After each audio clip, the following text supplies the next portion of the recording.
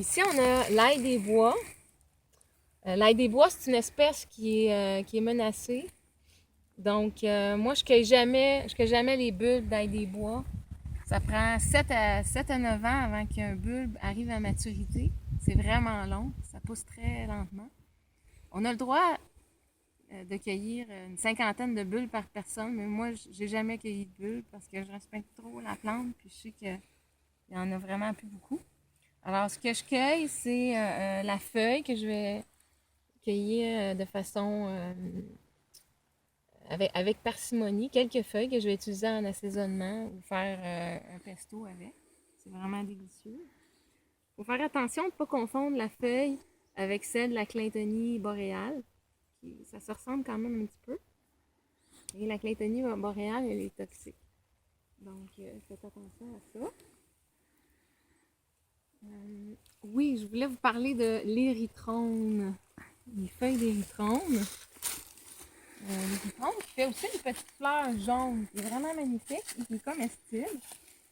En fait, l'érythrone, vous voyez ici, la feuille, elle est vraiment particulière. Elle est comme un petit peu cirée, puis chamoirée aussi. Et bon, en ce moment, c'est dommage, je vois pas de fleurs. Mais ça fait une petite fleur en clochette jaune qui est vraiment jolie dans les salades. Ça peut faire... moi, je la mange en salade ou ça peut faire une belle décoration dans une entrée.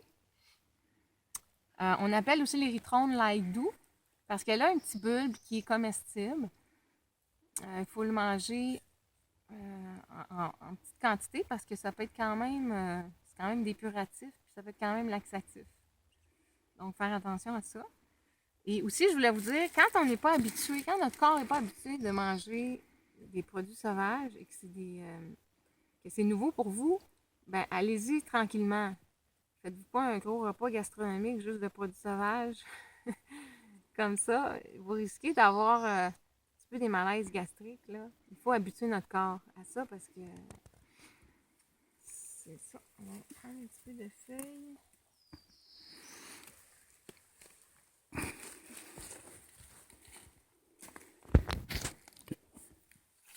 Ok, c'est bon.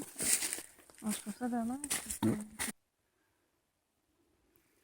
Ok, ici j'ai encore une petite talle d'érythrone, de feuilles d'érythrone, et ceux-là, ils ont fleuri. Celle-là est un petit peu fanée, il n'y a plus beaucoup hier. Donc la fleur, elle est aussi comestible et très jolie. Donc, Ok, on le part. On y va?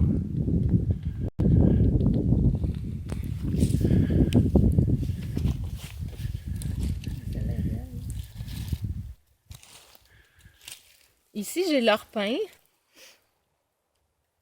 L'orpin, c'est une plante grasse dont les pousses sont comestibles.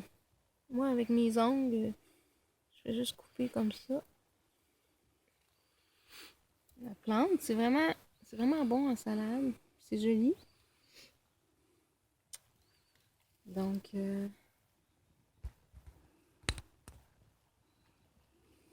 j'espère vous avoir inspiré en vous montrant comment on est riche, les Québécois, avec la forêt qui nous entoure.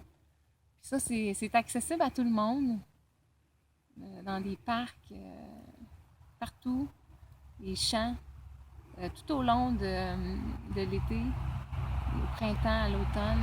Il y a plein de belles richesses qui nous entourent, dont on peut se nourrir, puis avec lesquelles on peut se soigner aussi. Alors, à la prochaine pour une autre belle aventure.